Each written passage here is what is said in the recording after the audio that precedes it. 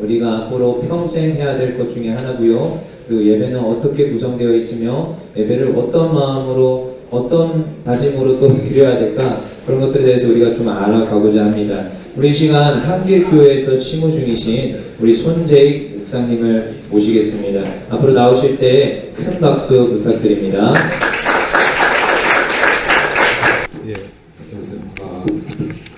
만나서 반갑습니다. 저는 이제 주로 경남 지역에서 자랐는데요. 지금 서울에서 목회를 하고 있지만, 제가 안양신학대학원이라는 그 존재를 처음 안 거는 신학대학원 다닐 때 처음 알았던 것 같습니다. 2006년도에 4개 신학대학원 이제 뭐 요즘도 하고 있는지 모르겠습니다. 종신, 고신, 합신, 안양신학교 이렇게 4개 학교가 그 학술제하고 체육대회도 하는데, 2006년도에 제가 고신의 학술부장을 하고 있어서 그 모임을 위해서 이제 준비하기 위해서 그 각 신학대학원의 원우회장과 학술부장이 이렇게 만났었는데요. 그때 이제 제가 가장 인상 깊었던 학교와 학생이 안양신학대학원이었습니다. 나중에 한번 제가 그분들 성함은 이제 잊어버렸는데, 한번 여러분들 그 찾아서 거슬러 가보시면 그 2006년도 원우회장 학술부장이 어떤 분이었는지 한번 알아보시면 좀 되게 좋은 분이라는 인상을 굉장히 받았는데요. 저희가 그때 그 이제 학술제를 하기 때문에 이제 논문도 발표하고 하는데, 제가 그때 학술부장이면서 동시에 논문 발표를 했거든요. 그래서 안양신학대학원은 그 장대선 목사님, 혹시 아시는지 모르겠습니다만, 네, 발표를 하셨고, 그런데 그때 이제 그 당시에는 제가 그분들이 누군지 전혀 몰랐는데, 나중에 좀 시간이 흐르고 나니까 한 13년 정도 지나니까 그때 그분이 누구였다라는 것을 이제 제가 집에 갖고 있는 논문집 보면서 이제 알게 되었는데요. 안양신학대학원 되게 인상적이었던 것은 그 조직신학 분야가 굉장히 좀 강하다는 인상을 받았고, 그냥 대화하면서 느꼈던 것이. 그래서 제가 그 모임을 하면서 안양신학대학원이 개혁주의라는 말을 많이 사용하면서 또 그 말을 이제 많이 쓴다고만 해서 개혁주의가 아니라 그 말의 의미를 어떻게 이해하고 있느냐가 중요한데, 좀 다르다. 우리는 뭐 총신 보면서는 저기 좀 배울 게 있다는 그런 생각 안 하거든요. 근데 안양을 보면서는 좀 배울 게 있다, 이런 그런 생각을 좀 했습니다. 그러면서 이제 뭐 제가 깊이 관심을 갖지 못했지만 안양신학대학원과 대신 이쪽에 대해서 이제 지평을 넓히게 되고 관심을 갖게 되는데, 뭐 최근에 좀 이제 안타까운 일들이 있어서 또 뭐 여러분들도 걱정하고 하는데, 우리 그 보면 이제 장사도 보면 가구 거리 이런 거 있지 않습니까? 무슨 국밥 거리 이런 거. 한 집이 잘 돼야 다른 집도 다 잘 됩니다. 여러분 그 안양신학대학원과 이 안양 대신 측의 어려움은 고신과 합신의 어려움일 수도 있다라는 생각을 하고, 개혁주의의 어려움일 수도 있다라고 생각해서 남일 같지가 않고 그렇지 않습니까? 우리 뭐 한국 교회는 일반적으로 그 교회 성장의 비결이 이웃 교회의 어려움인 경우가 많은데요. 무슨 말인지 이해되십니까? 진짜 실제로 보면 그 대형 교회의 성장 이유 중에 하나가 옆에 교회가 어려움 당하면 그 교회 바로 옆에 교회가 성장합니다. 이 살아가지고. 근데 이제 그건 참 안타까운 일이고, 사실은 한 군데가 잘 돼야 다른 데도 다 잘 됩니다. 그래서 개혁주의 하는 이 내 학교 혹은 새 학교가 잘 되고, 이 학교가 속한 교단들이 다 잘 돼야 한국 교회 안에 선한 영향을 끼칠 수 있을 것인데, 그 일에 여러분들이 몫이 크다고 생각되고, 또 신학생이 뭐 할 일이 있겠는가라고 생각할 수 있지만, 역사적으로 항상 그 신학생이 제일 무서운 사람들입니다. 눈에 뵈는 게 없거든요. 목사님들은 너무 이제 생각할 게 많아가지고 따질 게 많아가지고 일이 재지만, 신학생 때는 그렇지 않으니까 하시면 좋겠습니다. 오늘 제가 그 강의를 부탁받은 것이 이제 좀 일찍 강의를 부탁받았는데, 처음 부탁하실 때는 그냥 예배에 대해서 해주십시오 이렇게 하셨어요. 제가 아시는 분 있습니다만 이 특강 예배 모범이라는 책을 썼기 때문에 이제 초청하신 것 같은데, 그래서 예 알겠습니다. 그러면서 좀 더 자세한 내용은 다시 알려주겠습니다 했는데 그 이후에 소식이 없는 거예요.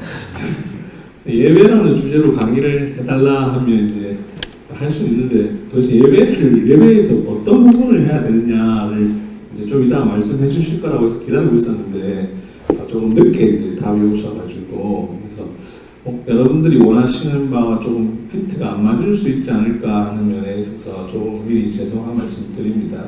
그래서 이 주제 자체는 예배에 대해서 다룰 텐데 뭐 여기 앉아 계신 분들 각자가 예배에 대해서 무엇에 대해서 관심이 있느냐 하는 부분에서 조금 다양할 수 있겠습니다만 그래서 뭐 적절히 여러분들의 요구를 충분히 채워줄 수 있지 않을까 이렇게 생각을 합니다. 저는 어릴 때부터 목회자가 되고 싶은 마음이 있었는데 이제 대학은 일반 대학에서 사회학을 공부를 했습니다. 그런데 제가 20살 때 이제 어릴 때부터 목사가 되고 싶었기 때문에 대학 입학과 동시에 전공 공부는 별로 안 하고 신학책들을 좀 많이 읽게 되었어요. 그러면서 이제 20살 때 개혁주의에 꽂혀버렸습니다. 종교 개혁사를 읽고 충격을 받았어요. 내가 어릴 때부터 자란 교회의 모습과 종교 개혁에서 나타난 개혁해야 할 요소들과 상당히 일치하는 부분이 너무 많다는 사실을 알게 된 거죠.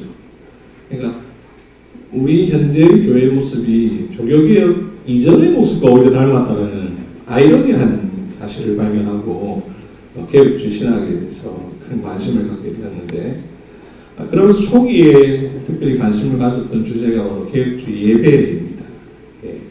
그 CLC 출판사에서 나온 제임스 드종이라는 목사님이 쓴 개혁주의 예배라는 책을 읽고 충격을 받았어요.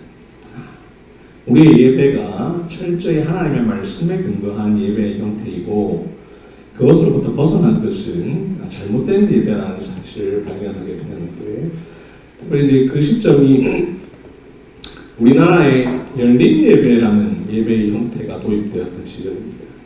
혹시 여러분들 그러한 예배의 형태가 도입된 이후에 태어나신 분들이 많이 계실 수도 있지 않을까 싶은데요. 90년대 후반 들어서 소위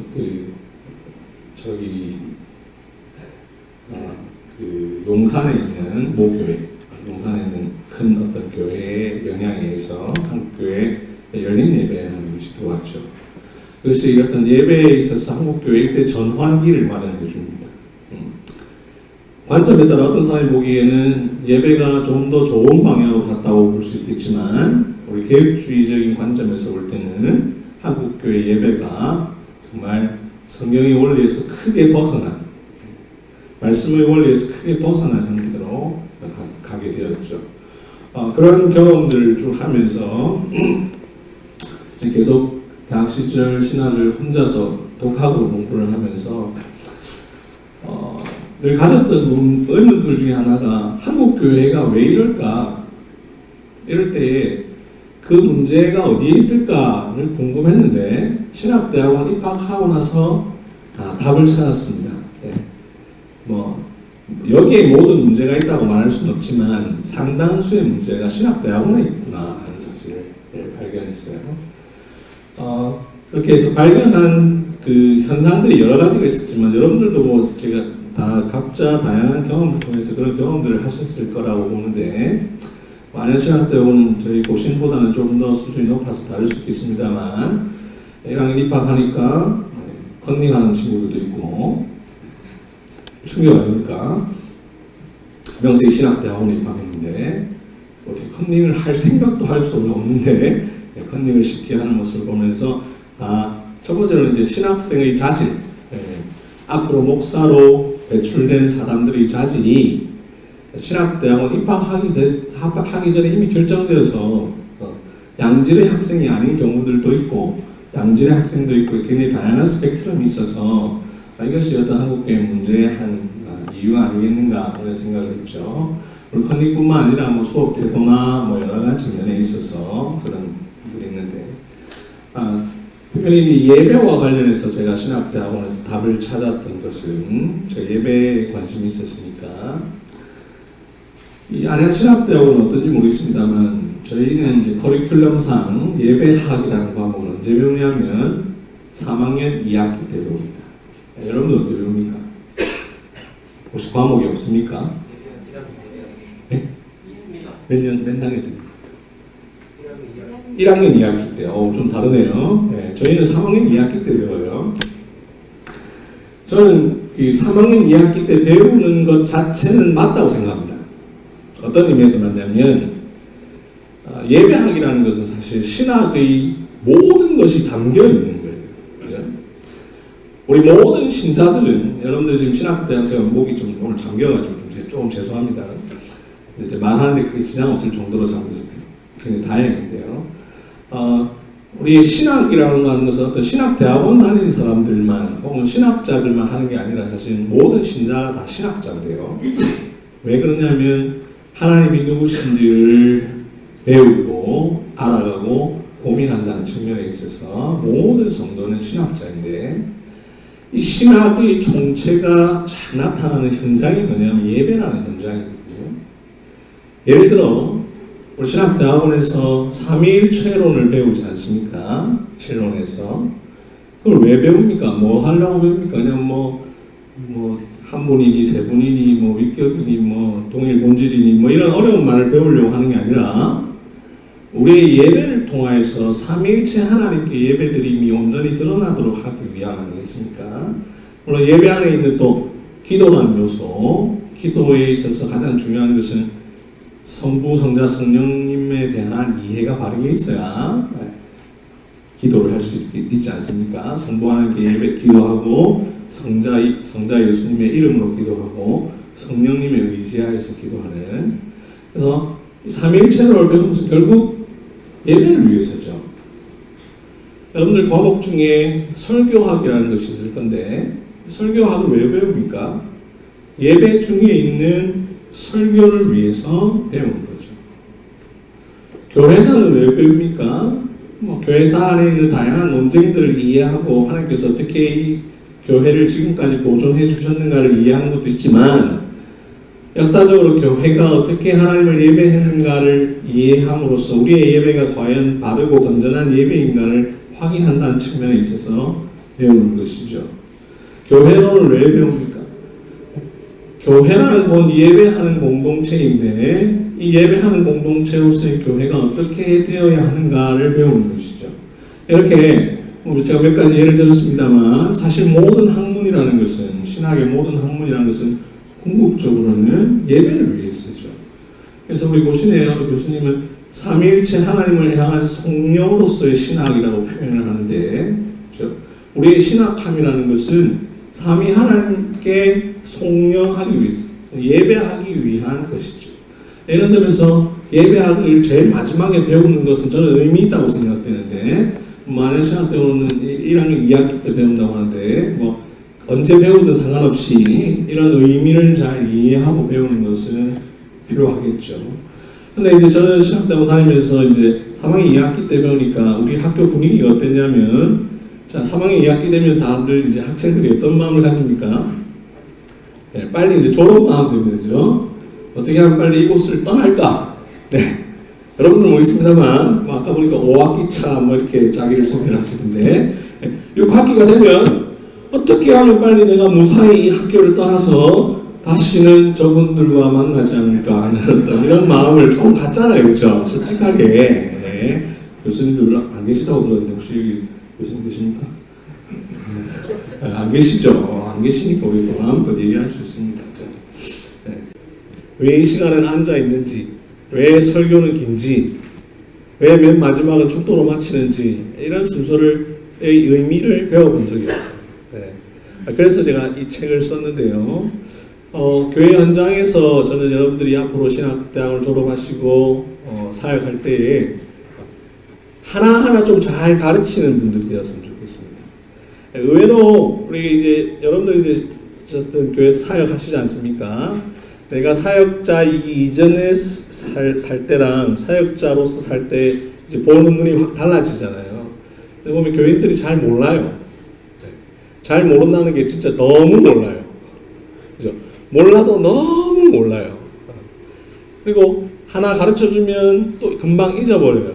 그래서 우리가 이 기초적인 것들을 늘 가르쳐주는 것이 필요하고, 또 한편으로는 어떤 목사님이 이런 말 하셔서 굉장히 제가 동의가 되었는데, 한국 교회의 가르침은 늘 새신자 교육이다. 늘 새신자예요. 도대체 언제 좀 한 단계 올라가는 사람이 되는지 언제쯤 될지 모르겠는데, 제가 그 사도신경과 십계명 책을 써서 이제 거기 있으면 주기도문 책도 쓰고 있어서 어느 교회에서 이제 사도신경 십계명 주기도문에 대해서 강의를 좀 해달라는 부탁을 받았는데, 그 강의를 부탁받고 이제 생각하면서 뭘 들었냐면, 사도신경 십계명 주기도문을 우리가 주일학교 때부터 배워요. 근데 장로님들도 잘 몰라요. 이상한 일이지 않습니까? 주일학교 때부터 배웠는데, 어느 장로님이 저한테 소요리 문답으로 우리가 장로 시험을 쳤는데 사실 소요리 문답이 뭔지 하나도 모르겠습니다 이렇게 얘기하시더라고요. 이상한 일 아닙니까? 소요리 문답이 사실 사도신경 십계명 주기도문을 쭉 해설한 것인데, 그걸 우리가 모른다는 거죠. 도대체 언제 알 겁니까? 주일학교 때도 모르고, 중학교 때도 모르고, 고등학교 때도 모르고, 장로가 돼서도 모르고, 도대체 언제 알 것인가 참 안타까운데, 이 예배에 대해서도 기초부터 늘 가르치고, 또 기초를 넘어서서 좀 더 성숙한 예배자로서의 삶을 내가 먼저 살고 그것을 가르치는 것이 필요하지 않나 생각합니다. 다음으로 예배의 본질이 무엇인가 한 점을 좀 생각해 보도록 하겠습니다.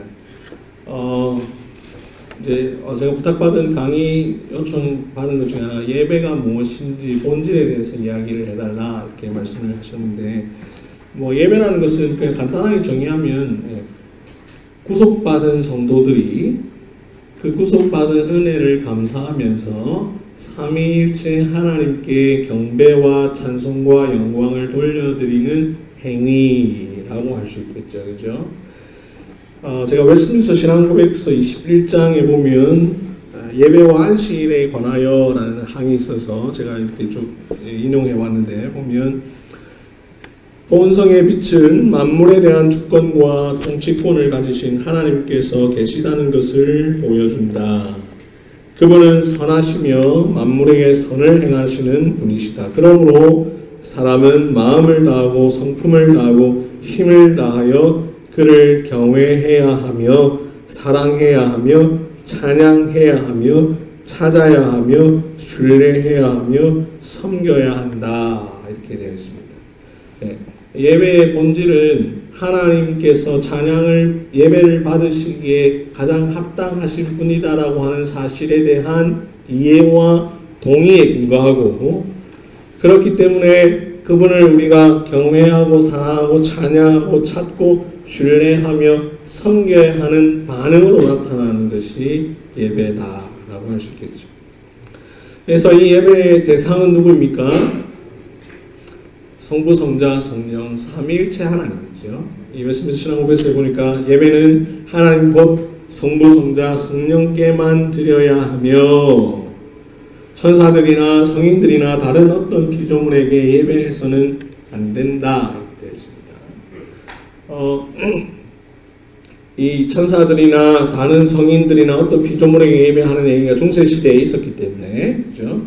그래서 웨스트민스터 신앙고백서는 그렇게 해서는 안 되고 삼위일체 하나님께 예배해야 한다라고 하는 것을 말씀하고 있는데, 여기에서 좀 한 가지 꼭 강조하고 싶은 것은, 우리가 예배를 단일 신론이신 하나님께 예배하는 것이 아니고 삼위일체 하나님께 예배해야 된다라고 하는 사실을 알고 교인들에게 강조하는 것이 굉장히 중요하다고 생각합니다. 저는 최근 몇 달 전에, 옛날부터 안 하고 최근 몇 달 전에 우리 교인들이 이 예배 시간에 와서 누구에게 예배하고 있을까를 제대로 의식하고 있나라는 좀 걱정과 염려가 들어서 첫 앞부분의 멘트를 좀 바꿨습니다. 삼위일체 하나님께 예배하러 오신 여러분들을 환영합니다. 이렇게 이제 말을 시작하고, 저희 여기는 이제 예배 전에 광고를 하는데 광고를 하고 예배를 시작하는데요. 우리 기독교의 예배가 중요한 특징 중에 하나는 바로 삼위일체 하나님께 예배한다라고 하는 사실이죠. 우리 예배라는 단어를 우리가 기독교회가 독점하고 있죠. 지금은 현재 무슨 말이냐면 다른 누군가가 예배라는 단어를 잘 안 쓰잖아요. 근데 사실은 예배라는 단어의 원래적 뜻은 누구든지 쓸 수 있는 말이에요. 그죠? 어떤 대상에게 늘 존경과 예의를 표하는 종교적 행위가 다 예배이기 때문에 우리가 먼저 예배라는 단어를 독점하다 보니까 불교에서는 뭐라는 말을 대신씁니까? 예불이라는 말을 쓰잖아요. 사실은 그 말에는 예배라는 의미를 담고 있죠. 그래서 불교 신자도 예배합니다. 그죠? 천주교 신자도 예배하고 이 세상의 모든 종교인들은 다 예배를 합니다. 그런데 그 예배가 어떤 성격의 예배냐 그리고 누구에게 드리느냐에 따라 기독교적 예배냐 아니냐가 결정되겠죠. 기독교의 예배는 성부, 성자, 성령께 드린다라는 점에 있어서 다른 종교의 예배와 구분되는 것이죠. 이것을 우리가 꼭 알고 기억하는 것이 좋겠고, 자, 이것이 이제 그냥 아는 것으로 끝나는 것이 아니라 뒤에도 제가 말씀을 드리겠지만 예배를 드리다 보면 예배를 매주 드리는 것이 이게 켜켜이 쌓이잖아요. 그죠? 켜켜이 쌓이다 보면 우리가 삼위일체 하나님을 믿는다라는 의식이 늘 있어져야 되죠. 근데 과연 오늘 현대 교회 교인들이 과연 자기가 삼위일체 하나님을 믿는다라고 하는 사실이 예배 현장을 통하여서 묻어나느냐 하는 점에 있어서 우리가 고민해 볼 필요성이 있지 않나 하는 것을 생각합니다. 네. 뭐 이거는 이제 여러 가지 이유는 있습니다. 물론 설교단에서 과연 삼위일체 하나님의 복음이 선포되고 있느냐 하는 이유도 있겠죠. 사실 더 큰 문제는 저는 거기에 있을 거라고 보는데요. 네. 우리 삼위일체 하나님의 사역, 그분의 존재, 그분의 본성을 설교하기보다는 어떻게 살 것인가 하는 측면만 늘 강단에서 선포되죠. 네. 그러다 보니 교인들이 삼위일체 하나님에 대한 믿음이 설교와 예배 그리고 혹은 기도라는 현장에서 축적되어져서 그 배움이 쌓이지 못하는 이런 안타까운 현실을 우리가 경험하고 있는데 우리의 예배는 철저히 삼위일체 하나님께 드리는 예배임을 기억해야 합니다. 말씀에서 시간에서 보니까 그 다음에는 단학 이후에는 중보자 없이 예배할 수 없으며 다른 어떤 이의 중보가 아니라 오직 그리스도의 중보를 통해서만 예배해야 한다라고 되어 있는데요. 우리 특별히 예배는 그리스도의 중보로 드리는 예배이죠. 제가 아까 목사의 중요한 역할 중에 하나를 예배 인도자라고 말씀을 드렸는데 로마 가톨릭의 미사와 개혁교회의 예배의 가장 큰 차이점 중에 하나를 들라면 로마 가톨릭의 미사는 사제가 중보자의 위치에 선다는 것입니다. 그런데 개혁교회 혹은 개신교회는 목사는 그저 예배를 인도하는 사람에 불과하다는 거죠. 그러니까 모든 교인들이 그 예배의 순서에 온전히 참여할 수 있도록 돕는 일을 하는 것, 그 이상도 이하도 되어서는 안 되죠. 과연 근데 오늘날 현대교회 예배에서 목사가 예배 인도자인가 좀 생각해 볼 필요가 있는데 저는 어떤 측면에서는 우리 스타 목사들의 등장으로 인해서 도대체 예배 인도자인가 아니면 자기의 뭔가를 뽐내기 위한 현장인가 하는 측면에 있어서 이건 심각하게 우리 모두가 고민해야 되는 문제라고 생각합니다. 나중에 좀 더 자세하게 한번 더 다루겠습니다. 예배가 무엇인가 하는 점에 있어서 특별히 저는 교회가 무엇인가 하는 것과 관련해서 좀 생각할 필요가 있다고 생각하는데요. 제가 쓴 이 특강 예배 모범이라는 책에서 기본적으로 웨스트민스터 예배 모범을 다뤘지만 또 하나 뭘 다뤘냐면 각 교단 헌법에 있는 예배 모범을 함께 다뤘습니다.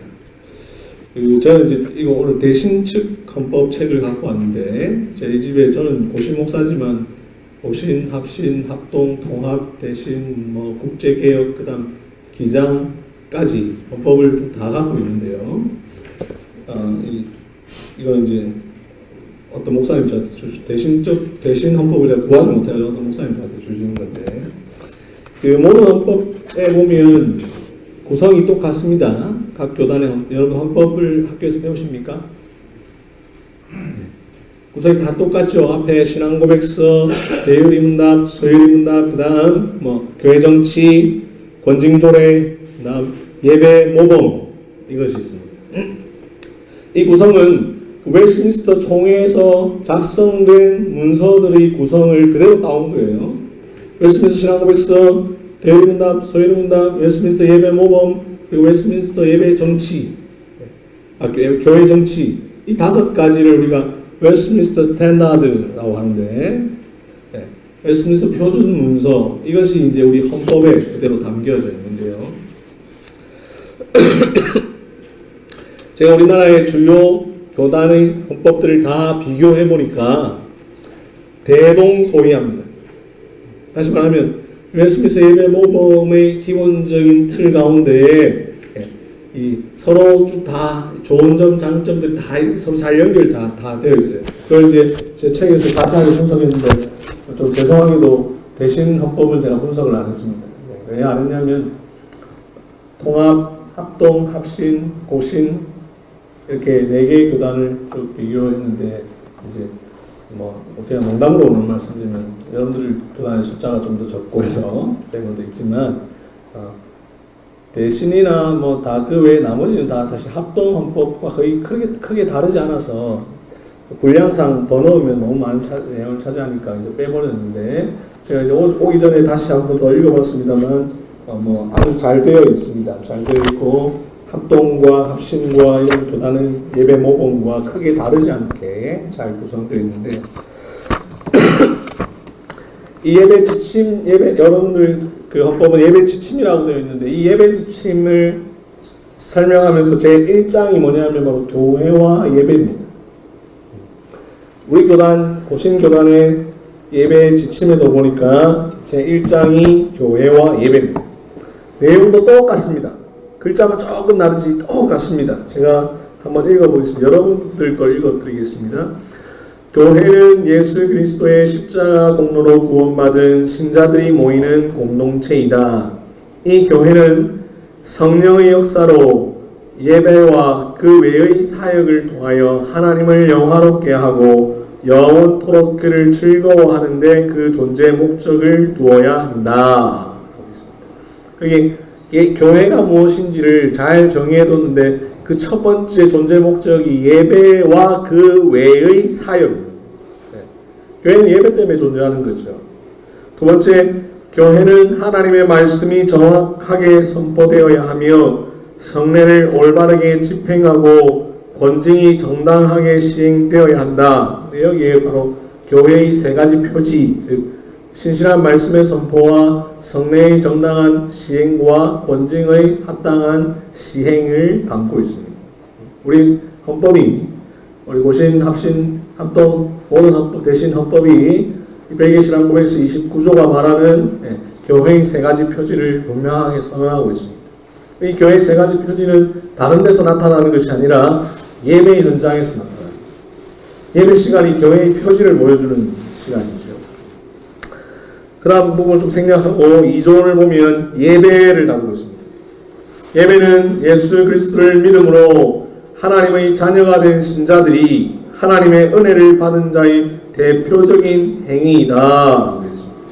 예배란 예수 그리스도의 은혜를 받은 사람들이 함께 하나님의 은혜를 보답하는 행위라고 말씀을 하고 있습니다.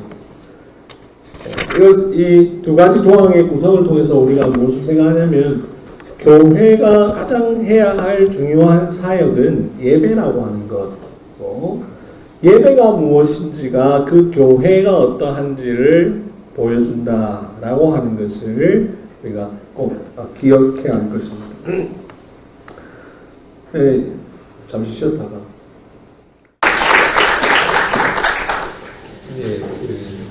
앞서 시간에 제가 여기 모니터 스피커 잘 안 들려서 제가 목소리 크게 해서 아마 잘 안 하울링 먹습니다. 그렇죠? 네. 제가 잘 안 들릴까봐 제가 목이 아픈데도 좀 크게 소리가 좀 역효과가 나는 것 같습니다. 작게 얘기하겠습니다. 작게 얘기하는데 또 그래서 또 안 들리시면 안 들린다고 얘기를 해주십시오. 이렇게 작게 얘기하겠습니다. 다음으로 예배에 있어서 굉장히 중요한 원리에 대해서 한 가지를 다루겠습니다. 제가 원래 이제 예배에 대해서 강의를 받으면 주로 하는 내용인데 여기서는 이제 어떤 걸 원하는지 몰라가지고 제가 이제 다른 부분에 좀 더 초점을 맞췄는데 그래도 혹시나 해서 이 부분을 좀 가져왔는데 이 부분을 생각해 보겠습니다. 개혁파 교회 예배에 있어서 굉장히 중요한 원리 한 가지가 있는데 그것을 성경 말씀을 가지고 찾아보면 여러분들 이런 시간에 들어오니까 이 건강의 주제로 개혁교회 예배 본질이라고 되어 있고 요한복음 4장 23절을 인용했는데요. 요한복음 4장 23절, 24절을 우리 함께 같이 읽어보겠습니다. 시작. 아직 안 들으시는 것 같습니다. 요한복음 4장 23절, 24절 함께 읽겠습니다. 시작. 아버지의 천국에 예배하는 자들은 영광과 진리로 예배할 때가 오나니 곧 이때라 아버지께서는 자기에게 이렇게 예배하는 자들을 찾으시느니라. 하나님은 영이시니 예배하는 자가 영광과 진리로 예배하시느니라. 이 4장 24절 말씀을 저희 어릴 때는 이렇게 외웠죠. 하나님은 영이시니 예배하는 자가 신령과 진정으로 예배할지니라. 이렇게. 그래서 아직까지도 이 번역이 바뀐 지 제법됐음에도 불구하고 교회 현수막이나 이런 데 신령과 진정으로 예배할지니라 이렇게 하는 경우들이 있습니다. 개혁 한글이 번역을 대체로 잘 했고 또 개혁 개정도 또 대체로 잘 했고 또 좋은 거를 또 안 좋게 만든 경우도 있고 뭐 여러 가지가 있는데 그 중에 개혁 개정이 안 좋았던 것을 바로잡은 것 중에 가장 대표적인 부분이 아마 이 부분이 아닌가 생각합니다.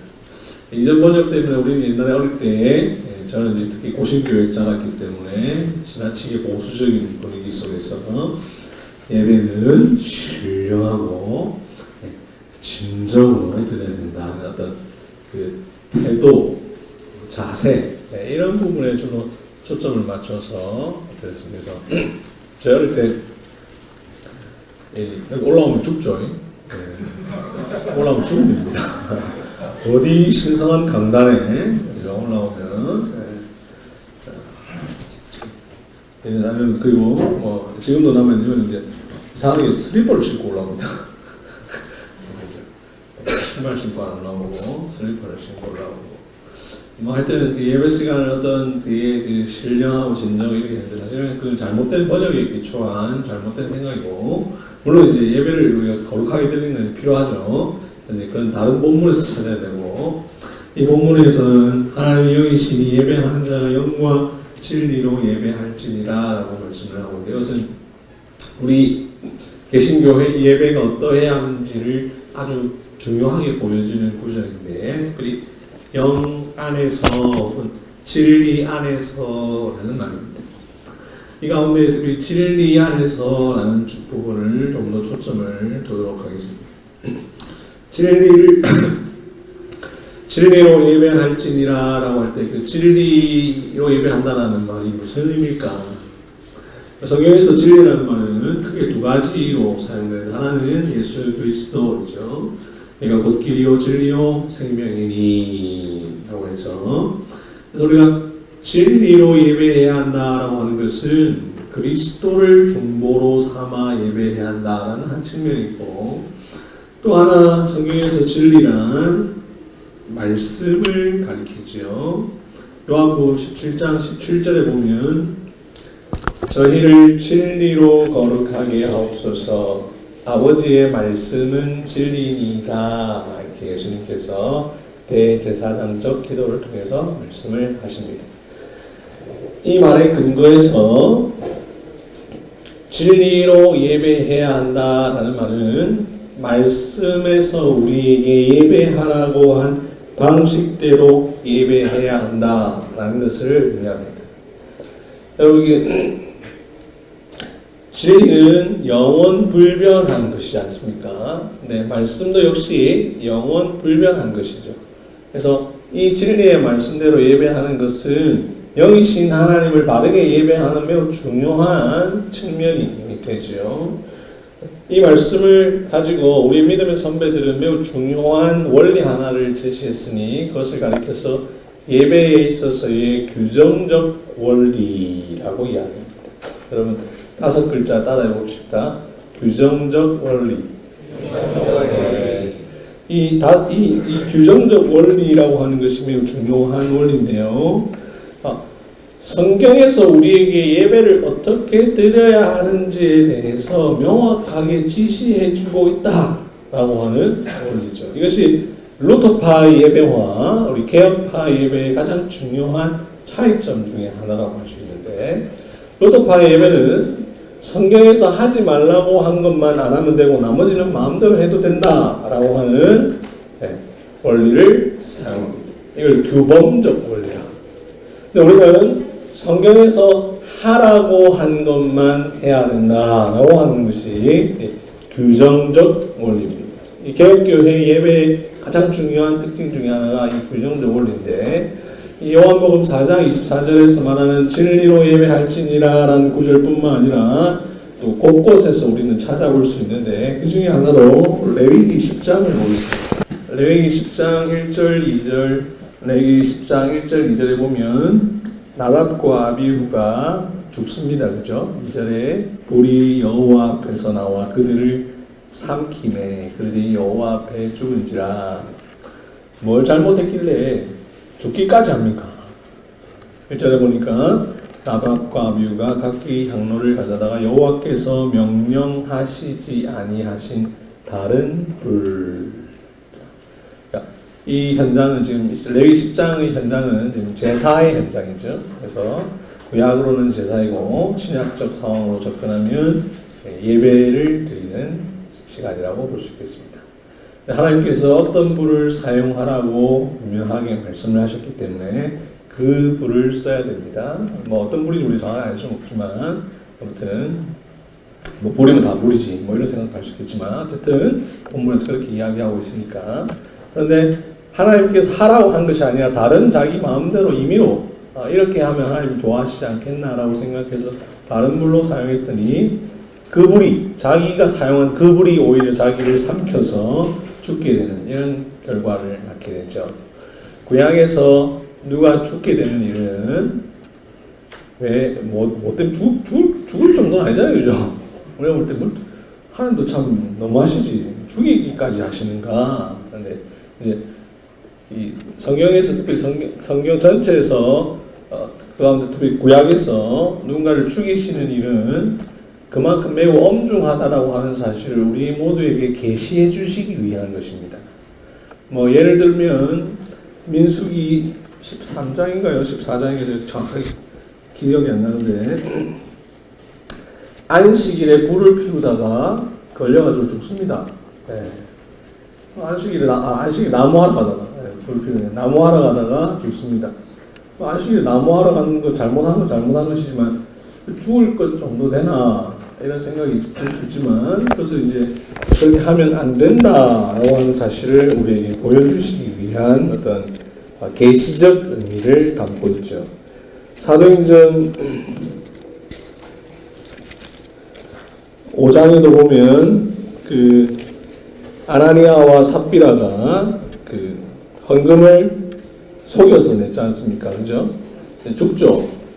뭐 헌금 좀 다 우리도 헌금 다 속여서 다 냈는데 그죠? 11조 안 되고 약간 떼서 내기도 하고 뭐 안 내기도 하고 저도 그렇게 하는데 이거 잘라주세요. 농담으로 한 말이에요. 농담으로 한 말입니다. 진짜로 하는 거 아니고. 네. 아무튼 뭐 죽이기까지 하느냐. 이제 그만큼 엄중함을 우리에게 보여주는 것이지 오늘날 죽지 않죠. 오늘날 이렇게 해도 죽지 않는 것은 성경이 뭐 이상한 게 아니라 우리에게 그만큼 엄중하다는 사실을 보여주는 건데 레위기 10장 1절 2절 말씀에서 죽이기까지 하신 것은 그만큼 하나님을 예배하는 데 있어서 하나님께서 하라고 하신 방식대로 하는 것이 매우 중요하다는 사실을 우리에게 가르쳐주게 하시기 위해서요. 레위기 10장 2절뿐만 아니라 1절 2절뿐만 아니라 이 예배에 있어서의 규정적 원리를 제시해주는 여러 성경 구절들이 있고, 또 특별히 제2계명, 우리가 이 제2계명을 사람들이 잘 모르는 경우가 있는데, 제 10계명에 관해서는 저희 책을 한번 구입해서 읽어보시면 10계명 아주 잘 설명해놨으니까 도움이 되실 건데요. 우리는 종종 제1계명과 제2계명을 혼돈합니다. 그러니까 혼돈한다 할 때 그냥 같은 거라고 생각하는데, 제1계명과 제2계명은 의미가 조금 다르죠. 제2계명은 하나님을 형상화해서 예배하는 것을 금하고 있는 계명이죠. 근데 이것을 소요리 문답이나 대요리 문답이나 하이데벨 요리 문답에서 어떻게 설명하고 있냐면, 하나님께서 하라고 하신 방식 외에 다른 방식으로 예배하는 것을 금하고 있는 계명으로 설명합니다. 그렇게 설명하는 이유에 대해서는 복잡한 그 논리적 단계가 있고, 그것이 이제 제 책 10계명에 나와 있고, 여러분들이 규정적 원리라는 말을 인터넷에 쳐보시면 제가 쓴 그 규정적 원리에 대한 아주 자세한 아티클이 있는데, 거기 보면 더 논리적으로 설명되어 있으니까 한번 보시면 좋겠는데, 이런 구절들에 근거해서 우리는 성경에서 무엇을 하라고 사용하라고 한 그 방식으로만 하나님을 예배해야 한다, 이것을 우리가 믿습니다. 이것을 이제 개혁주의 예배가 계속해서 드러내기 위해서 힘써야 되는데요. 이 규정적 원리라고 하는 것이 우리에게 어떻게 적용될 수 있는가 하는 점을 성경 곳곳에서 우리가 찾아볼 수 있는데, 다시 말하면 성경에서 하나님께서 예배하라고 하신 방식대로만 우리가 예배해야 된다고 했는데, 뭐 하나님께서 성경에 어떻게 예배하라고 말하고 있느냐 하는 의문이 생기지 않습니까? 그죠? 안타깝게도 이제 우리에게 딱 예배 교과서처럼 쭉 설명해 주시면 좋겠지만, 하나님께서 그렇게 하지 아니하시고 신약 계시 가운데 골고루 우리에게 가르쳐 주셨으니, 우리 그 말씀을 일일이 발견해서 그 답을 찾아야겠죠. 어떤 성경 구절에서 어떻게 우리에게 예배하라고 명하고 있는가 하는 점을 이 특강 예배 모범이라는 책에서 하나의 표로 쭉 다 제시해 두고 있습니다만, 이 자리에서 제가 몇 구절만 쭉 찾아보면서 여러분들에게 쭉 설명을 한번 드려보도록 하겠습니다. 사도행전 2장 42절을 보시면 함께 읽어보겠습니다. 시작. 그들이 사도의 가르침을 받아 서로 교제하고 떡을 들며 오로지 기도하기를 힘쓰니라. 여기에 예배에 있어서 매우 중요한 3요소가 나옵니다. 하나는 설교, 하나는 성찬, 하나는 기도입니다. 설교가 어디 나옵니까? 어디 나오죠? 네, 사도의 가르침을 받아. 여러분, 그 한글 성경에 설교라는 단어가 한 번도 안 나옵니다. 아십니까? 네, 검색해 보시면 나중에 제 말 의심스럽죠? 그래도 설교 어디 있지 않아요? 의심스러운데 검색 엔진에서 그 성경 검색 프로그램에서 검색해 보시면 개역 개정과 개역 한글에서 설교라는 단어를 딱 치면 검색 결과 없음 이렇게 뜹니다. 네. 신약 성경에 설교라는 말이 없어요. 대신 그걸 다르게 표현합니다. 그 다르게 표현하는 것 중 하나 대표적인 것이 가르치다. 사도의 가르침을 받아라는 말, 다르게 말하면 설교를 듣는다는 거죠. 설교하는 입장에서는 설교를 가르치는 거죠. 우리가 잘 아는 마태복음 28장 19절부터 20절에 가르쳐 지키게 하라, 이런 설교하는 말이에요. 이걸 서울에 있는 어느 큰 교회가 독점해서 제자 훈련으로 자기들이 아이템화 해버렸지만, 거기서 가르쳐 지키게 하라는 말은 설교하라는 말입니다. 제자 훈련 아닙니다. 그리고 성경에서 제자라는 말은 모든 신자를 가리켜서 제자랍니다. 신자가 있고 제자가 있는 게 아닙니다. 물론 제자라는 말이 또 다른 데 쓰입니다. 누구에 쓰냐면 사도들에게 씁니다. 사도들만을 지칭해서 제자라고도 표현하고, 아니면 이 세상에 있는 모든 신자를 제자라 하지, 신자가 있고 좀 더 훈련받으면 제자가 되고 아닙니다. 마찬가지로 이 가르치다라는 말, 설교한다는 말이죠. 떡을 떼며, 이게 뭐 하라는 말입니까? 성찬식 하는 거죠. 네. 어느 교회 가니까 교회 식당에 이 구절. 이 구절에 대한 오해입니다. 떡을 뗀다는 말을 밥 먹는 걸로 생각해요. 아니고요. 떡을 떼며라는 말은 성찬을 하다라는 말의 수거입니다. 성경에 보면 어떤 말을 수거적으로 표현하는 경우가 많이 있습니다. 예를 들어 여호와의 이름을 부르더라. 이 말은 뭘 한다는 말이겠습니까? 여호와 이거 한다는 말입니까? 아니고요. 예배 드린다 라는 말을 그렇게 표현합니다. 말 나온 김에 한번 찾아볼까요? 창세기 4장 26절 셋이 아들을 낳고 그 이름을 에노스라 했으며 그때 사람들이 비로소 여호와의 이름을 불렀더라. 그때 비로소 여호와라는 이름을 한번 불러봤다는 말이 아니라 그때 일종의 공예배를 드렸다는 말의 의미입니다. 예, 이것이 이제 신약 성경에 보면 고린도전서 1장 2절에 이와 유사한 표현을 어떻게 나타나냐면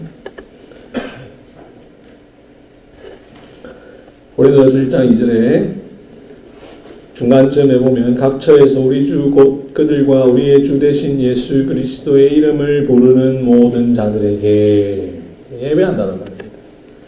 그리스도 이렇게 한다는 말이 아니라 수거적인 표현. 성경을 우리가 읽을 때 그래서 성경을 읽고 잘 이해가 안 될 때 많이 있잖아요. 수거를 좀 알아야 이해가 됩니다.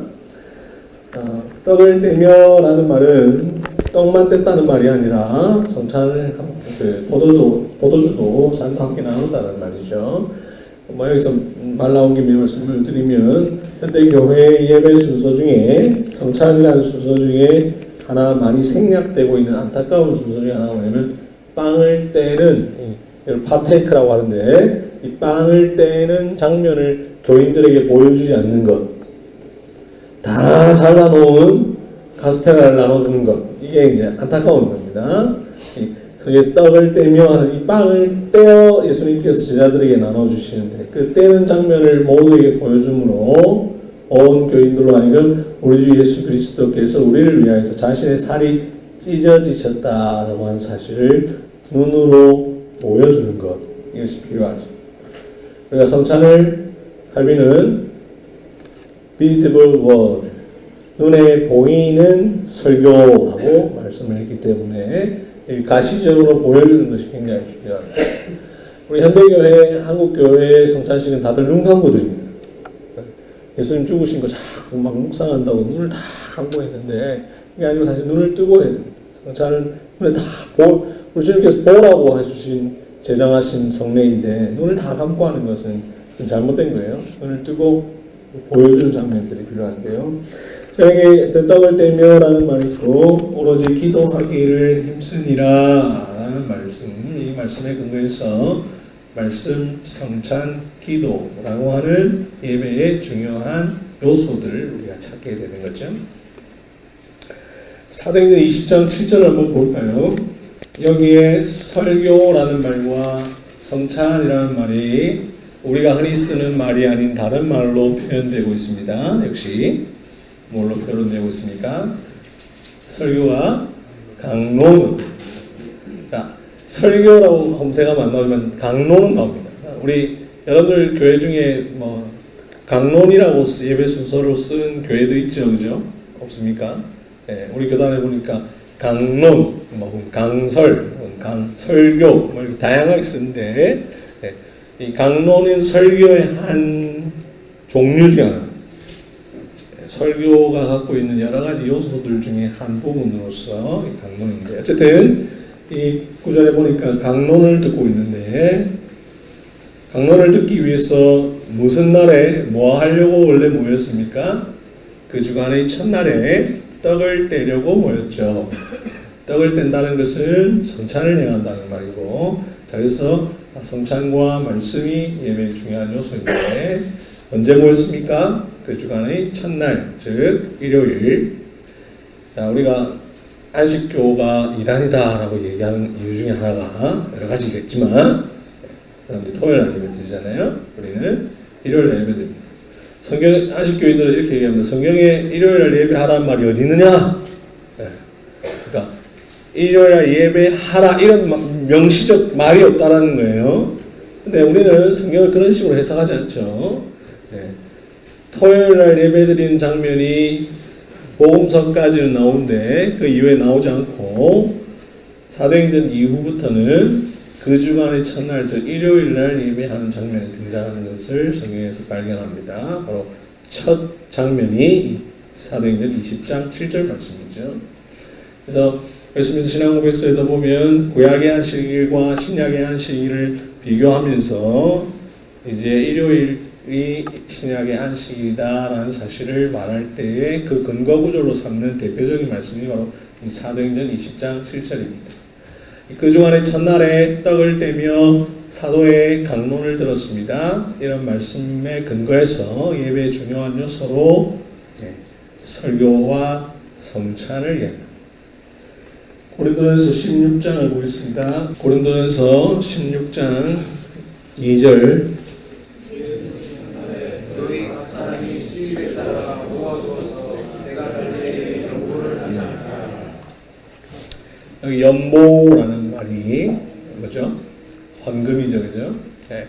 연세 많으신 분들은 옛날에 연보한다 이런 표현을 많이 했는데 연보는 헌금이 사용되는 목적의 일부입니다. 그죠? 여러분들이 드리는 헌금이 여러 곳에 사용됩니다. 제일 먼저 어디에 사용되어야 됩니까? 이건 이제 여러분들을 위해서 제가 말씀드려요. 제일 먼저 어디에 사용되어야만 합니까? 목사 생활비에 사용됩니다. 이 현대 교회에 와서 이 목사 생활비들이 이 예배 그 헌금이 제일 먼저 사용돼야 된다는 것이 점점 더 약해지고 있어요. 네. 왜 목사 생활비에 사용되냐면 목사가 뭐 하는 사람입니까? 뭐 하는 사람이라고 했죠, 제가? 예배인도자. 예배에 돈 내는 겁니다. 목사님 생활비 드리는 게 목사 개인에게 드리는 것이지만 그 본래 궁극적 의미는 예배를 위해서 지출하는 겁니다. 네. 제가 어릴 때 보니까 교회 재정표에 목사님 생활비가 큰 항의 제목이 뭐였냐면 예배비였어요.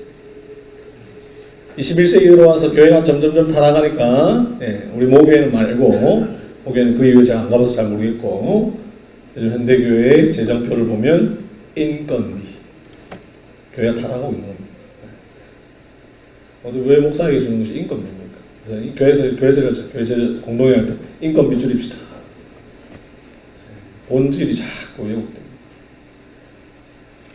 교육전도사에게 주는 돈은 교육비. 교육전도사 아직 예배인도 안 하니까 전도사는 예배비, 교육비 이렇게 공무원들이 하여튼 헌금이 지출하는 용도가 여러 가지가 있는데 그 중에 하나가 또 뭐냐면 어려운 사람을 도와주는 일. 그래서 우리 흔히 한국교회에서 이제 구제비라고 많이 쓰지만 성경에 그대로 번역된 표현대로 쓰면 연보라고 될 수 있겠죠, 그죠? 연보. 이게 사실 뭐 사용된다고보다 드린 목적이 사실 연보죠. 아무튼 연보는 헌금의 드리는 목적의 여러 가지 이유 중에 한 일부인데 이걸 사도 바울이 언제 하라고 얘기하냐면 매주 첫날에 하라고 합니다. 이 말 잘못 읽으면 이렇게 얘기합니다. 매주 첫날에 내가 갈 때 연보를 하지 않게 하라.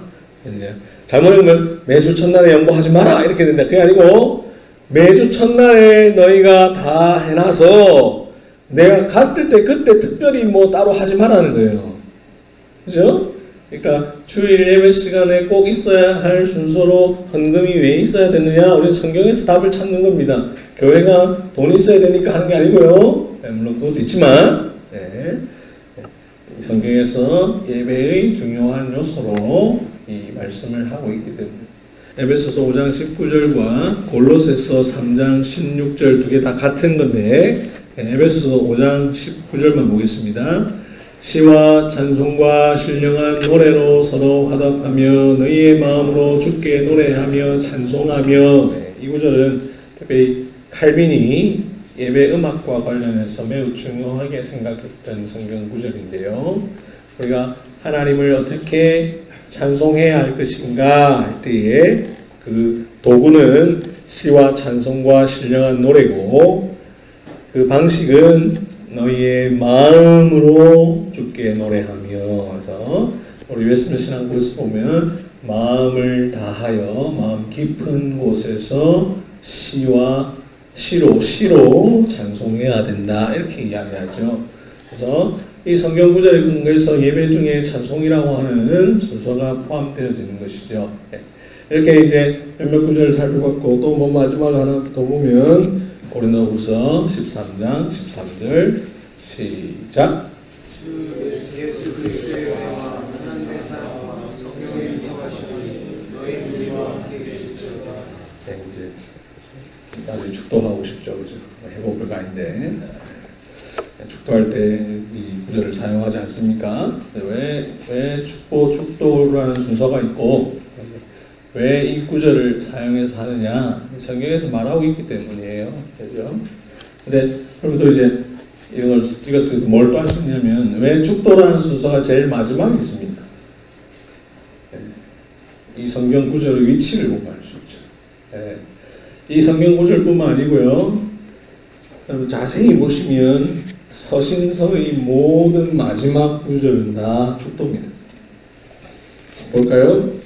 갈라디아서 6장 18절, 에베소서 6장 24절, 빌립보서 4장 23절, 데살로니가전서 5장 28절, 데살로니가후서 3장 18절, 디모데후서 4장 22절 입니다. 다 이제 뭐 더 뒤에 더 있는데 뭐 안 찾아보고 여러분 집어 찾아보시면 되겠죠. 일단 축도예요.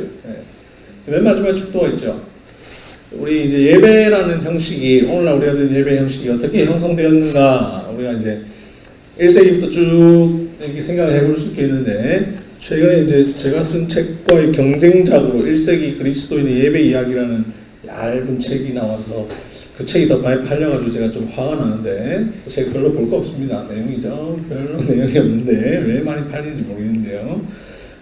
우리 1세기 때 어떻게 예배드리는지 사실 정확히 알 수 없고 자료도 남아있지 않고 그 책은 약간 소설 형태로 그냥 사람들이 상상해서 쓴 책인데 그게 제 책은 별로 안 팔리고 지금 너무 많이 팔려가지고 지금 어떻게 할까 지금.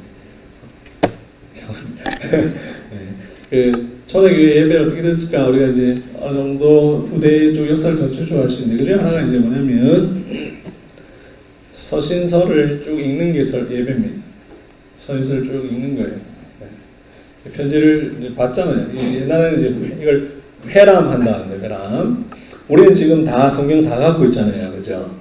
근데 과거에는 이제 그게 아니고 이 쪽복음처럼 이 사도가 전해진 편지를 그대로 보낸다든지 아니면 옮겨 적어가지고 그걸 보내주는 거죠. 편지로 보내주면 그 받아서 읽는 게 예배예요.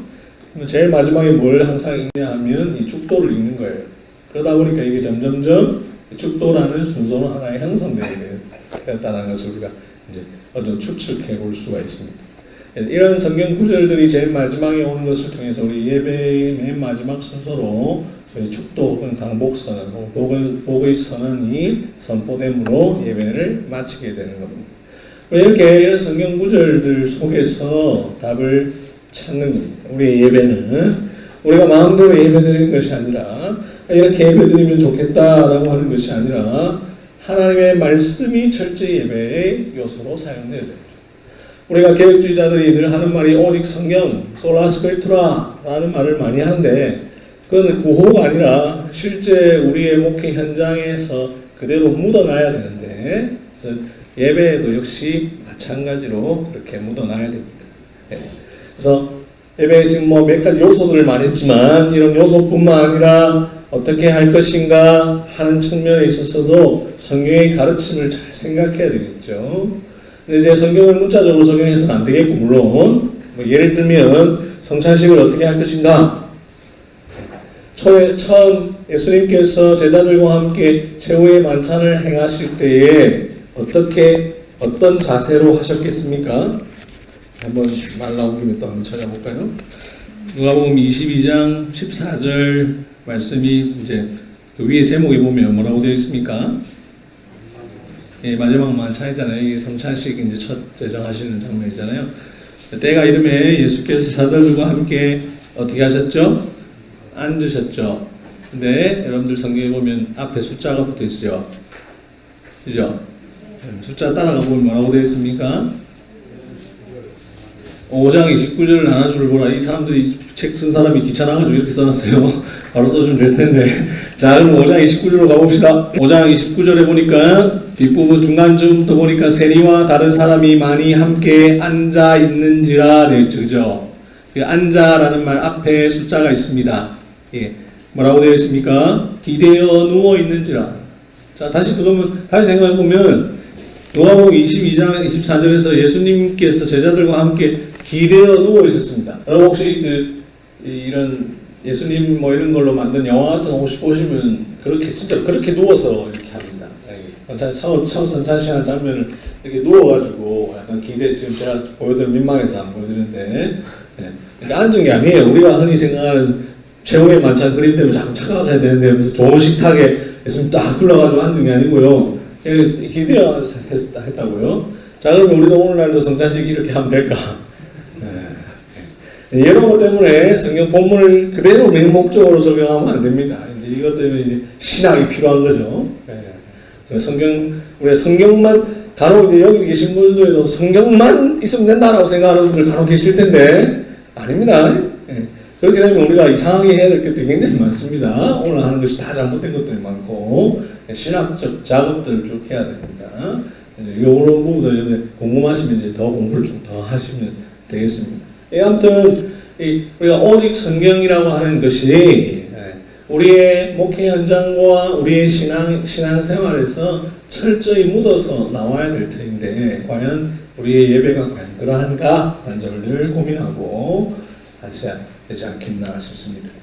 예배 본질과 관련해서 이 정도 말씀을 드리고 또 이제 마지막으로 한 챕터를 다루고 마칠까 하는데 앞서 제가 한국교회 예배가 왜 이런가 라는 점을 고민하게 된 그 몇 가지를 말씀을 드렸는데 아마 여러분들도 특별히 이제 뭐 지금 신학대학원 다니실 때 가장 비판적이고 가장 불의를 못 참고 하는 시절이 있을 텐데 그런 마음을 좀 계속 가지시면 좋겠고 그래서 제 눈에 보기에 한국교회의 예배의 문제점이 무엇인가 하는 점들 몇 가지 이슈를 제가 던져드리고 마칠까 합니다.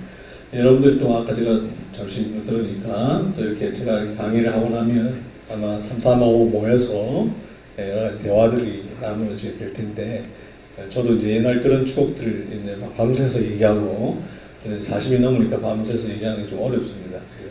그래서 여러분들 오늘 같은 이렇게 모여서 하면 좋겠어요. 제가 답을 드리기보다 어떤 화두를 좀 던져드리는 것이 좋겠다는 생각이 더욱 들어서 이 부분을 좀 강조하고 싶은데요.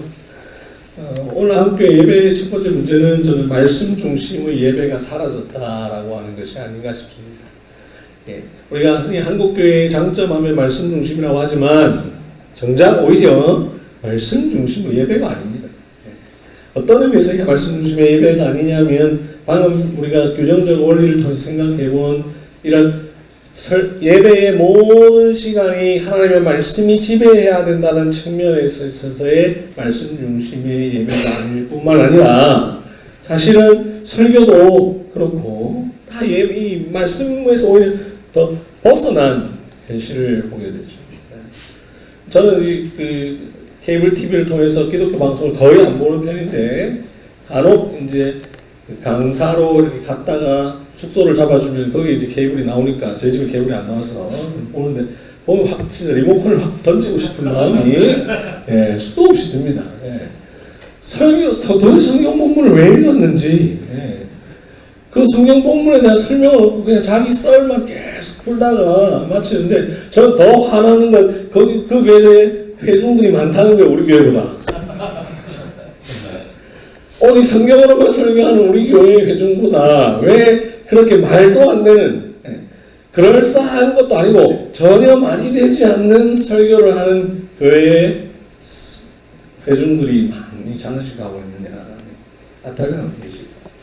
저는 그런 현실에 대한 문제 제기로 제가 쓴 책 중에 하나가 설교 어떻게 들을 것인가 라는 책인데 여러분들 설교를 어떻게 할까에 관한 책은 엄청 많지 않습니까? 그죠? 근데요 설교를 어떻게 들을 것인가에 관한 책이 우리나라에 제가 두 번째로 썼습니다. 네. 엄밀하게 말하면 제가 첫 번째로 썼습니다. 근데 화나는 건 별로 안 팔려요. 저는 그 책을 쓰고 내심 기대했습니다. 와, 설교를 어떻게 할까에 대한 책이 왜 많은데 어떻게 들을까는 없으니까 우리나라에 교인이 1000만 명이니까 그중에 한 1%만 사도 10만 부는 팔리지 않겠나 하는 저 혼자만의 말도 안 되는 착각을 했는데 지난주에 얼마 팔렸는지를 출판사에서 저한테 알려줬는데 제가 정말 더 화가 났습니다. 너무 안 팔려가지고 이 좋은 설교를 들어야 될 대중들이 없고 참 이 엉망의 설교를 오히려 좋은 설교라고 사람들이 몰려가는 것을 보면 이 한국교회의 예배와 설교와 모든 면에 있어서 얼마나 총체적 낭복인가 하는 생각을 합니다. 여러분 설교 어떻게 들을 것인가 라는 책 안 사보셨죠? 안양 여쪽이 안 팔린 것 같아요. 합신 총신은 좀 많이 팔렸는데 아주 좋은 책입니다. 꼭 본인 설교자로서도 유익하고 제가 많이 받은 피드백 중에 하나가 설교자이고 우리 유익하다라는 사람들도 있었고 여러분 교인들에게 선물하는 게 좋습니다. 설교를 어떻게 들을 것인가. 제가 어느 교회에서 받은 피드백 중에 하나가 그 교회 교인 중에 한 분이 그걸 읽고 공동회 때 건의를 했답니다. 목사님 도서비를 올려드립시다. 거기 보면 어떤 내용이냐면 목사는 책도 많이 읽고 해야 되고 설교 준비를 그냥 간단하게 하는 게 아니다 뭐 이런 내용이 나오거든요. 거기 감동받은 교인이 그렇게 얘기를 할 때 다 여러분들이 다 돌아오는 겁니다. 설교 어떻게 들을 것인가. 제가 예기치 않게 책장서를 요즘 인터넷에서 다 살 수 있지 않습니까? 내일 모레쯤 그 갓빛불 순위를 한번 보겠습니다. 얼마 나갔는지 두 번째로 쭉 지적하고 싶은 것은 언젠가부터 한국교회에 나타난 이상한 현상 중에 하나가 예배의 1부, 2부, 3부, 4부, 5부로 나뉘어서 드리는 예배가 나타났다고 하는 사실입니다. 여러분들 연령대가 제가 정확히 모르지만 그냥 일반적으로 그냥 대학을 졸업하고 이렇게 오신 분들 경우에는 잘 모르시겠지만 제가 뭐 나이가 많지 않은데 제 어릴 때만 하더라도 한국교회 1부, 2부, 3부, 4부 이게 많지 않았어요. 몇몇 대형교회에서만 일어나는 때는 언젠가부터 다수의 교회들이 다 이렇게 하고 마치 그렇게 안 하면 그 교회는 아직 부흥하지 못한 교회이고 그렇게 하는 교회는 부흥한 교회인 것처럼 여겨지는 이상한 현상들이 나타나는데 저는 1부, 2부, 3부, 4부 예배드리는 것 자체에 대한 궁극적인 비판을 먼저 하기 전에 먼저 뭐라고 얘기하고 싶냐면 이런 예배의 등장을 해서 예배가 어떻게 되냐면 마치 한 편의 영화를 보고 오는 것처럼 바뀌어버렸습니다. 예배, 예를 들면 영화 시간에 우리가 1시에 영화 본 사람과 3시에 영화 본 사람이 한 번도 만날 일이 없고 그 사람이 누구인지 관심도 없잖아요. 관심을 갖지도 않고 그리고 그 사람이 빨리 나가야 주차장도 확보되고 그래야 나도 가서 예배드리고 가서 그 영화를 볼 수 있고 마치 이러한 장면이 지금 오늘날 한국 교회 안에 연출되고 있다라고 하는 매우 심각한 사실에 대해서 아무도 비판적으로 얘기하는 사람이 없다라고 하는 것입니다. 제가 아는 목사님도 그렇게 얘기하고 우리 교회 설교를 내가 좀 더 길게 하고 싶은데 빨리 마친 이유가 다음 부에 올 사람들이 주차할 자리가 없어서 빨리 마쳐야 된다는 거죠. 이 예배가 도대체 무엇을 위한 예배인지 이해할 수 없는 상황이 되어버렸습니다. 저는 매우 특별한 상황으로 인해서 이렇게 드리는 것 자체에 대해서 비판하고 싶은 마음은 없는데 중요한 이것이 마치 하나의 당연한 것처럼 됨으로 말미암아 오늘날 예배가 그냥 극장에서 영화 한 편 보는 것과 별반 다른 것이 없는 예배가 되어버렸다는 거죠. 교회는 예배 공동체인데 과연 한 교회 안에 공동체가 도대체 몇 개의 공동체가 존재하는지 그래서 직분자 선거도 불가능하고 그래서 모든 교인이 함께 직분자 선거를 하는 것이 아닌 이상한 다양한 형태가 자꾸 한국교회에 등장하고 있으면 매우 우리 심각하게 고민해봐야 할 일이고 여러분들의 현실과 매우 직접적으로 제가 한번 말씀드려보면 여러분들의 일자리가 점점점 줄어드는 현상 중에 하나가 바로 그런 것 때문이 아닌가 한번 생각해 보셨습니까? 네. 별로 안 하다신가 보네요. 아직까지 일자리가 많이 있습니다. 40대 넘어가 보십시오. 일자리는 점점점 피라미드 형태이기 때문에 일자리가 줄어듭니다. 왜 일자리가 줄어듭니까? 한 교회가 여러 번의 예배를 드리기 때문에 그 한 교회는 한 명의 담임 목사만 있으면 됩니다. 여러 사람의 부교육자가 있으면 돼요. 근데 여러분 그렇게 예배 안 드리고 딱 나눠진다고 해보십시오. 그러면 피라미드가 아니라 약간 원통형으로 혹은 약간의 피라미드 정도로 갈 겁니다. 이런 거 생각 안 해보셨죠? 안 해보셨죠? 저는 제가 신학대학원 다닐 때 기숙사를 쳐다보면서 그런 생각을 했습니다. 나중에 우리 동기들이 다 직장을 갖고 있을까? 일자리가 있을까? 근데 실제로 지금 우리 교단도 40대 목회자가 갈 데가 없습니다. 이런 거 다 연결되죠. 세 번째로 말씀드리고 싶은 것은 예배가 엔터테인먼트의 현장이 되어버렸다라고 하는 거죠. 21세기 들어와서 한국교회 예배 현장이 스크린과 영상과 스피커가 장악을 해버렸습니다. 언제부턴가 스피커에 혹은 영상 이런 프로젝트를 장식하는데 수억의 돈이 들어가고 있어요. 그것이 한국교회 예배를 이상하게 만들어 버렸는데 그것을 또 어떤 측면에서 또 빠르게 말하자면 이것을 그 소위 이것도 제가 뭐 그냥 여러분들 앞이니까 제가 편안하게 얘기하는데요. 그 큰 교회만이 살아남을 수 있는 구조로 만들어 버렸어요. 그렇지 않습니까? 그런 시설을 갖추려면 많은 돈이 필요하지 않습니까? 작은 교회는 하기 어려워요. 근데 그게 길들여지니까 교인들은 또 어떻게 됩니까? 그것이 잘 갖추어진 교회로 찾아가는 거죠. 그게 없으면 안 가요. 그게 길들여, 우리 이제 벌써 이것이 들어온 지가 이제 거의 한 20여 년 흐르다 보니까, 20년, 30년 흐르다 보니까 이제 너무 보편화되어져서 이것의 문제점들을 잘 모르시죠.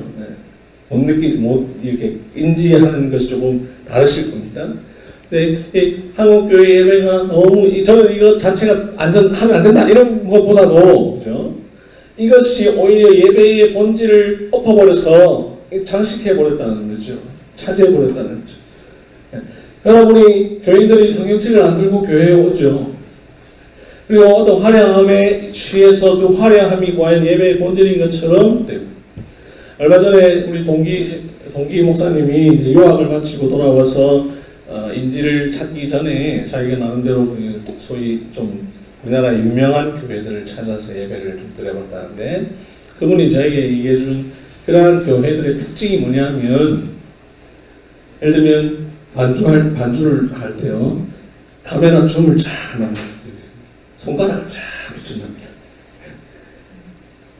쫙 줌하면서 그걸로 이렇게 감동받게 하는 거죠. 영상을 보는 사람들이 이걸 보면서 조명과 막 이런 것들을 해서 예배의 본질적인 부분에 대한 강조보다도 오히려 비본질적인 부분에 대해서 도리어 교회가 강조함으로 결국 이건 우리 모두 다 죽게 되어버렸어요. 사실은 어느 몇몇 교회만 살아남고 모두가 다 죽어버리는 이상한 현상들이 나타나게 되었는데 저는 뭐 이건 하면 안 된다라는 측면보다도 과연 어디에 초점을 맞추는가 우리가 좀 더 고민해봐야 될 문제가 아닐까. 한국교회 전체가 함께 정말 머리를 싸매고 고민해야 되지 않을까라는 것을 생각합니다. 네 번째로 예배의 보편성이 사라졌습니다. 이건 방금까지 얘기한 내용과 어떻게 보면 이상 일치하는 건데요. 제가 강로사 시절에 휴가차 어느 지역에 놀러 갔다가 우리 교단 교회의 예배를 참석했는데 제가 어떤 느낌을 받았냐면 되게 어색했습니다. 그러니까 그 교회의 예배 순서나 설교나 모든 게 어색했어요. 제가 무슨 생각을 했냐면 왜 같은 교단인데 왜 다를까 하는 점이었습니다. 우리가 같은 교단인 게 과연 어떤 의미가 있을까 이런 생각을 했는데요. 우리 오늘날 사라진 것 중에 하나의 보편성입니다. 모두 이 교회는 사실 하나의 교회인데 그 하나의 교회라는 것은 고백이 같고 예배가 같고 정치가 같다라는 거거든요. 그죠? 웨스트민스터 총회가 열린 이유 중에 하나가 잉글랜드와 스코틀랜드와 아일랜드 이 세 나라의 신앙과 예배와 정치가 하나 되자라고 하는 측면으로서 모인 겁니다. 우리 아까 제가 헌법을 얘기해 드렸습니다만 이 모든 헌법이 신앙 고백과 예배와 정치를 담고 있는데 그것은 뭐냐면 적어도 대한예수장로회 대신 혹은 합신 혹은 고신이라면 그 교단이 속한 말하고 있는 헌법이 말하고 있는 예배와 정치와 고백이 같아야 되는데 오늘 다 다른다는 거죠. 우리가 이제 아주 알로 보는 통합을 예로 들면 온누리교회 예배와 저기 뭐죠? 명동에 있는 갑자기 생각 안 나요. 아니 명동에 있는 오래된 교회이죠. 영락교회이죠. 오늘의 교회 예배와 영락교회 예배가 과연 얼마나 다릅니까? 그죠? 같은 교단인데 너무 다르다고 저를 같은 교단이라고 말할 수 있냐 할 정도로 다르다는 거예요. 제가 이제 아예 남의 교단이니까 이게 예를 들어서 말하는 건데요. 우리 교단이 같은 교단이라고 하면 같은 예배 형태를 가지고 있어야 되고 조금 뭐 각 교회마다 약간씩은 다를 수 있겠지만 동일한 예배의 형태를 소유하고 있어야 되는데 현실은 그렇지 않다는 거죠. 이 선법 안에 예배 지침이 혹은 예배 모범이 있다는 것은 적어도 우리 교단의 교회는 이런 형태로 예배 드려야 한다라고 하는 서로의 약속입니다. 근데 그렇지 않고 있다라고 하는 것이 참으로 안타까운 일이죠. 다섯 번째 말씀드리고 싶은 것은 예배가 그저 하루 치루어지는 의식이 되어버렸다라고 하는 것입니다. 여기 이제 이 부를 나누게 됨으로 나타나는 현상이기도 한데 뭐냐면 7시 예배 드리고 집에 이제 마치고 바로 등산 가는 거예요. 그죠? 7시 마치고 나머지 자기 볼일 다 보는 거예요. 이런 형태의 예배로 살아가는 신자들이 점점점 늘어나고 있다는 것. 이건 우리가 예배 인도자로서 우리의 중요한 책임과 관련되어 있다고 볼 수가 있습니다. 여섯 번째, 아까 앞서 말씀드려서 제가 나중에 말씀드리겠다고 하는 것 중에 하나, 예배에 삼위일체 하나님이 온전히 드러나지 못하고 도리어 스타 설교자가 주목받는 현실. 여러분 앞으로 다 그런 마음들이 들 겁니다. 우리가 이제 인간인지라 내가 좀 드러나고 싶은 마음이 있을 거예요. 근데 다른 때는 좀 그런다 하더라도 적어도 예배 중에 내가 드러나려고 하지 않아야 돼요. 소위 대형화된 교회들 보십시오. 다 어떤 한 사람이 드러나는 겁니다. 그 사람 때문에 교회가 몰리는 거예요. 그 사람은 자기를 더 드러내려고 다양한 매체를 활용해서 계속 그걸 알립니다. 안타까운 일이죠. 그런데 그렇게 하는데 더 사람이 몰리고 있는 이 역설은 더더욱 안타까운 일입니다. 예배 현장에서 사실은 목사는 예배 인도자로서 혹은 설교자로서 그 이상 그 이하도 아니어야 됩니다. 오늘 삼위일체 하나님만이 드러나는 예배가 되어야 하는데 그렇지 못하다고 하는 것, 이건 정말 한국교회 심각한 상황입니다. 유명한 설교자, 유명한 목사의 등장, 거기에 우리 신학생들도 다 사실 그런 동경하는 마음 갖고 있는 이런 현실들이 안타까운 일이죠. 오직 삼위일체 하나님만이 드러나는 예배가 되어야 합니다. 예배는 일곱 번째로 예배는 두 주체가 있습니다. 하나님과 회중입니다. 그러면 우리는 예배 인도자로서 누구에게 사실은 더 초점을 두어야 하냐면 예배를 받으시는 하나님께 초점을 두어야 되는데, 오늘날 교회는 우리 교회 교인이 저보고 이렇게 얘기하더라고요. 목사님 아들인데, 목사님 요즘은 목사님들이 다 그냥 서비스직이 된 것 같아서 너무 안타깝습니다. 이렇게 교인들의 어떤 욕구를 채워주기 위한 서비스직이 되어버린 상황들, 회중을 어떻게 기쁘게 하고 어떻게 회중을 즐겁게 해줄 것인가 하는 부분에 예배가 초점이 맞춰지다 보니 정작 예배의 주인이신 삼위일체 하나님은 온데간데 없는 이런 상황들이 펼쳐지고 있는 것 아닌가 생각합니다. 여덟 번째, 예배가 무엇인지를 가르치지도 배우지도 않는 현실. 앞서도 충분히 다 말씀을 드렸습니다만 저도 제가 뭐 예를 들면 한 40년 교회를 다녔지만 교회에서 예배에 대해서 배운 적은 없는 것 같아요. 제가 예배에 대한 책을 썼지만 예배가 무엇인지를 교회에서 배워본 적이 없고, 제가 이런 얘기하는, 제가 10계명을 책에서 10계명 종종 강의 가면 이렇게 얘기해요. 저는 단 한 번도 10계명으로 1계명부터 10계명까지 설교를 들어본 적이 없습니다. 이상한 일이죠. 당연히 마땅히 배워야 할 것들에 대해서 교회 현장에서 배우지 못하는 우리의 현실. 이 가르치는 일을 누가 해야 되냐? 목사도 해야 되지만 그건 너무 당연한 거기 때문에 굳이 강조할 필요 없고, 저는 특별히 한국교회에서, 장로교회에서 당회의 중요한 역할이 간과되고 있다고 하는 사실. 여러분들의 헌법은 모르겠습니다만 제가 갖고 있는 우리 교단 보신헌법에 보면 이렇게 나와 있습니다. 당회의 직무는 다음과 같다. 14개가 쭉 나오는데요. 1번, 2번을 말씀드리면, 1번, 교인들의 신앙과 행위를 총찰한다. 2번, 제반 예배를 주관한다. 14개 중에 당회가 해야 될 1번이 교인들의 신앙과 행위를 살피는 일이고, 두 번째가 예배를 주관하는 겁니다. 당회가 해야 할 일이 예배입니다. 예배를 관장하는 일인데, 오늘날 교회가 점점 이 교역자 중심의, 오늘 교회가 교역자 중심의 모든 것이 되어버리므로 당회는 그냥 장로들은 그냥 어떤 결정만 하는 사람이 되어버렸는데, 당회가 사실은 예배를 주관하는 거죠. 이러면서 앞으로 뭐 여러분들 지금 이 이야기가 전혀 와닿지도 않고 당장 써먹지도 못하겠지만, 앞으로 여러분들 10년 후, 15년 뒤, 20년 뒤에 교회를 담임하는 사람, 뭐 개척을 하든 부임을 하든 할 때에 당회가 과연 무슨 일을 하는 곳인가 하는 점에 있어서 분명한 개혁이 좀 이루어지면 좋겠다 싶습니다. 자, 지금 제가 8가지를 쭉 이야기했습니다만, 이것은 어찌 보면 그 책임이 여러분들에게 없다고 볼 수 있을 거예요. 그죠? 우리는 이제 보통 들어야 할 사람이 못 듣고, 안 들어도 될 사람들이 듣는 이런 안타까운 현실인데, 이제 그런 현실들을 우리가 어쨌든 우리의 의지와 상관없이 만들어 놨는데, 이런 예배 개혁들이 내가 먼저 해야 될 것이고, 내가 가르치는 회중들을 통해서 일어날 수 있도록, 그래서 우리는 사실 한 5년 바라보고 할 게 아니라 한 30년 바라보고 하는 겁니다.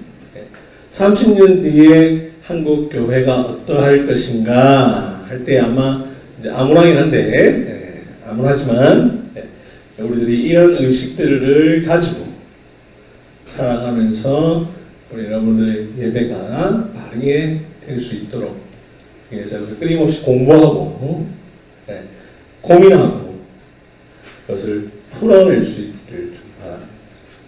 우리 신학교 다니면 신학교 졸업하면 이제 공부 안 하는 경우들이 있는데요. 뭐 그런 사람 별로 없지만 늘 공부하는, 사실 목사가 하는 일이 공부하는 일이죠. 계속 공부하는 겁니다. 공부하고 고민하고 연구하고 어떻게 바꿀 것인가, 그리고 어떤 행위 하나하나, 교회에서 내가 하는 말 하나하나가 나비 효과처럼 교회에 영향을 미친다라고 하는 사실을 생각하면서 하고, 또 여러분들이 이제 한 학교를 졸업하신 분들이 함께 한 교단을 바꿔가는 거예요.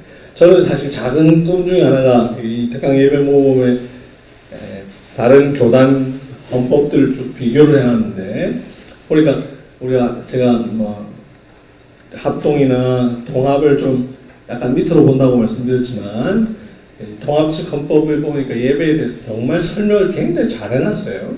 그래서 이 5개 혹은 4개 교단의 헌법의 예배에 관한 설명들을 잘 종합해서 정말 좋은 하나의 예배 모범을 만들어서 정말 우리 한국교회 예배가 그러한 예배 모범 속에서 진행되고자 하기에 조금이나마 도움을 줄 수 있는 일을 하는 것, 이것이 이제 앞으로 60대 되면 교단 총대로 나갈 수 있는지 모르겠지만 그렇게 해서 하는 것이 제 자그마한 꿈 중에 하나인데, 한 20년 넘게 남았기 때문에 먼 미래의 일이지만 지금부터 충분히 이렇게 늘 마음을 갖고 있는 것과 없는 것은 좀 다르다고 생각합니다. 여러분들도 신학생의 그 마음, 신학교 다닐 때의 그 심정을 은퇴하실 때까지 계속 갖고 가실 수 있으면 참 좋겠다 싶습니다. 강의는 여기까지 하면 되겠습니다.